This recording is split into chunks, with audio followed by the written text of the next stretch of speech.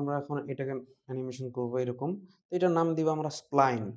হুম, composition, new composition, SPLIN spline. Okay করলাম। তো এখন আমরা আবার টিউটোরিয়ালেতে যাব, ব্যাকগ্রাউন্ডটাকে সিলেক্ট কন্ট্রোল সি কপি করব, স্প্লাইনটাতে দিয়ে দিব কন্ট্রোল ভি। এখন আমরা কি করব, মাস্ক টুলটাতে যাব, পেন টুল, যে আমরা শুধুমাত্র আর্ট করব এইভাবে।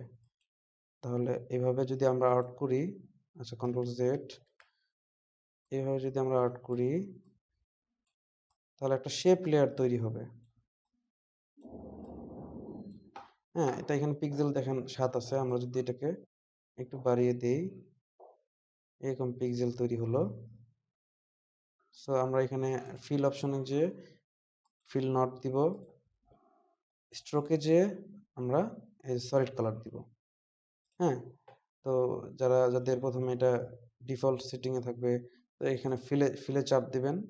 ফিলে চাপ দিলে এই যে এখানে নন আছে, নন দিবেন। এখানে সলিড দিলে কিন্তু হবে না, লিনিয়ার গ্রেডিয়েন্ট দিলেও হবে না, এটা দিলেও হবে না, এটা নন দিবেন। এটাতে স্ট্রোক দিবেন, যেখানে আবার স্ট্রোক কালারটা দেওয়া যাবে। যাই হোক, তো আমরা এখানে এটার অপশনটাতে আমরা এটা হচ্ছে স্ট্রোক, আমরা সলিড কালার এটা দিবেন। হ্যাঁ, তো এটাতে কালার চেঞ্জ করতে পারবেন, যে এটাও একটা গেল। তো এখন আমি আবার এখানে কিন্তু কোনটা সিলেক্ট করা যাবে না, তা নাহলে কিন্তু শেপ লেয়ার আসবে না। এটা সিলেক্ট করলে এটাতেই মার্কস হবে।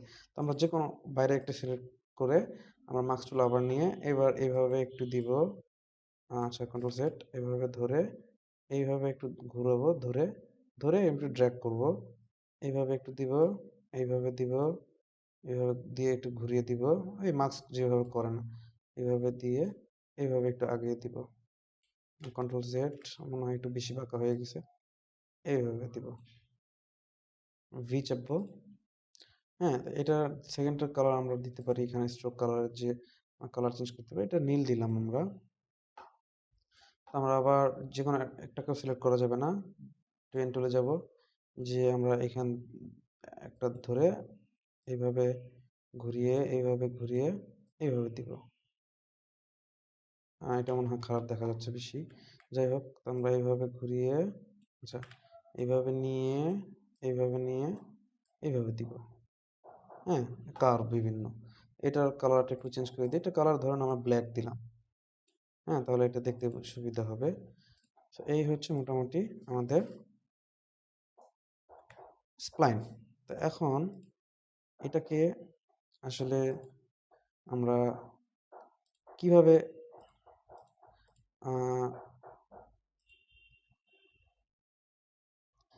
অ্যানিমেশন করব। তো আমরা যদি প্যাথটাতে সিলেক্ট করি, যে এটা হচ্ছে প্রথম শেপটা, আমরা যদি প্যাথটাতে সিলেক্ট করি, 8 সেকেন্ডে যাই।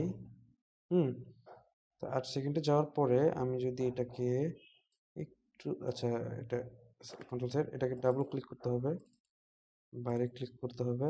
এই যে এটা যখন আসবে, একটু যদি আমি ঘুরিয়ে দেই বা একটু এইভাবে দেই, এটাকে আমি একটু এইভাবে সরিয়ে দিলাম, একটু সুন্দর করে দিলাম। দেখুন কি ফ্রেম কিন্তু পড়ে গেছে আমার।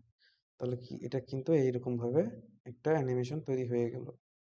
হ্যাঁ, সো আমরা এই লেয়ারটাতে যাব, এটাতে যে আমরা কন্টেন্টে যাব, শেপ ওয়ানে যাব, প্যাথ ওয়ানে যাব, এই প্রথম ফ্রেমে যে আবার কি ফ্রেম দিব, দিয়ে 8 ফ্রেমে যে আমি এটা, আচ্ছা কন্ট্রোল জেড, এটাকে বাইরে ক্লিক করতে হবে, এটা সিলেক্ট করে এটা যদি ডাবল, আমরা এটা প্যাথটাতে সিলেক্ট করব, তাহলে এই যে এটা ছোট ছোট আসবে। তো আমরা এটা এখন বাইরে ক্লিক করব, একটা হালকা একটা ক্লিক দিব, দিয়ে এটাকে যদি আমরা এটা এভাবে ঘুরিয়ে দেই, এটা এইভাবে সরিয়ে দেই, এটাকে এইভাবে আনলাম। হ্যাঁ, তাহলে এটা একটা অ্যানিমেশন কি ফ্রেম কিন্তু পড়তেছে প্রত্যেকবার নড়ানোতে। এটা এটা এইভাবে দেই, এটাকে এইভাবে দিই, কন্ট্রোল সেট, এইভাবে দিই। সো তাহলে এটা কিন্তু একটা অ্যানিমেশন তৈরি হয়ে গেল, কার্ভ। হুম, আমি তাড়াতাড়ি করতেছি, আপনারা এটা সময় নেবেন। আমরা এর অপশনে যাব, পথ 1 এ যাব, পথ 1 টা সিলেক্ট করব, ফার্স্ট একটা কি ফ্রেম নিব, আর্ট ফ্রেমে যাব, যে এইটার টাইপ একটু আচ্ছা কন্ট্রোল জেড, বাইরে একটা হালকা ক্লিক করব, এইভাবে একটু একটু ঘুরিয়ে দিলাম, এটা এইভাবে নামিয়ে দিলাম, এভাবে দিলাম, এটা বেশি জিগজ্যাগ হয়ে গেছে, একটু আমার ইচ্ছা মতো আর কি একটু শেপ দিচ্ছি আর কি, এই আর কি।